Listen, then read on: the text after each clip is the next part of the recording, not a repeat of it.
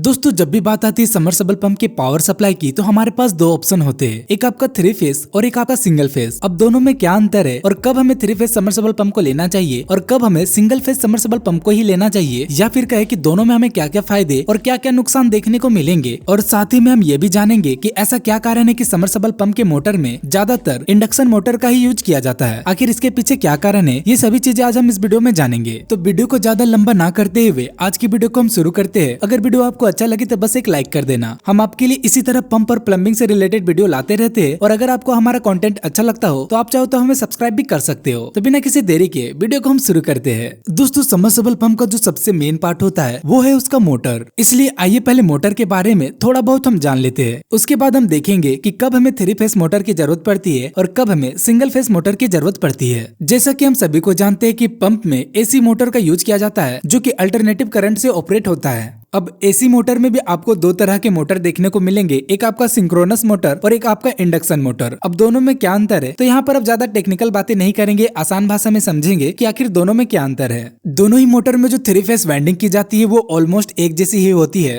दोनों में स्टेटर होता है जिसके अंदर में इलेक्ट्रोमैग्नेटिक फील्ड को जनरेट किया जाता है जो कि रोटेटिंग होती है, जिसके कारण से रोटर जो है रोटेट करता है। अब सिंक्रोनस मोटर में क्या होता है कि जितनी स्पीड से उसका जो मैग्नेटिक फील्ड रोटेट करता है उतनी ही स्पीड से उसका रोटर भी रोटेट करता है, जो कि दोनों की स्पीड आपस में सिंक होती है, इसलिए इसे सिंक्रोनस मोटर कहते हैं। इसकी सबसे बड़ी खासियत ये है कि ये जितने लोड के कैपेबल है उसे इतना ही लोड दिया जाए तो ये कांस्टेंट स्पीड में ही रोटेट करेगी। जबकि इंडक्शन मोटर का जो रोटर होता है उसकी जो स्पीड होती है वो उस मोटर की मैग्नेटिक फील्ड की रोटेशन स्पीड से कम होती है। अब दोनों ही मोटर में जो मेन डिफरेंस है वो है इसके रोटर में, जहाँ सिंक्रोनस मोटर के रोटर में भी डीसी सप्लाई को दिया जाता है जबकि इंडक्शन मोटर में ऐसा कुछ भी नहीं होता है। अब क्योंकि जो रोटर है वो एक रोटेटिंग पार्ट है तो वहाँ पर डायरेक्टली वायर को नहीं दिया जा सकता है। ऐसे में वहाँ पर कार्बन ब्रश या फिर स्लिपी रिंग का यूज किया जाता है। ऐसे में उस मोटर की एफिशिएंसी जो है काफी ज्यादा कम हो जाती है और साथ ही में इसका मेंटेनेंस भी बढ़ जाता है। यही कारण है कि सबमर्सिबल पंप में इंडक्शन मोटर का ही यूज किया जाता है। चलिए इतना तो हम जान चुके हैं कि सबमर्सिबल पंप में इंडक्शन मोटर का यूज क्यों किया जाता है। अब हम जानेंगे कि सिंगल फेज सबमर्सिबल पंप और 3 फेज सबमर्सिबल पंप में क्या अंतर है और कौन सा पंप हमें लेना चाहिए। दोस्तों सिंगल फेज सबमर्सिबल पंप की मोटर में जो वाइंडिंग की जाती है वो सिंगल फेज वाइंडिंग होती है और जो 3 फेज सबमर्सिबल पंप की मोटर में जो वाइंडिंग की जाती है वो सेपरेटली 3 तार की वाइंडिंग होती है जो कि अलग अलग होती है।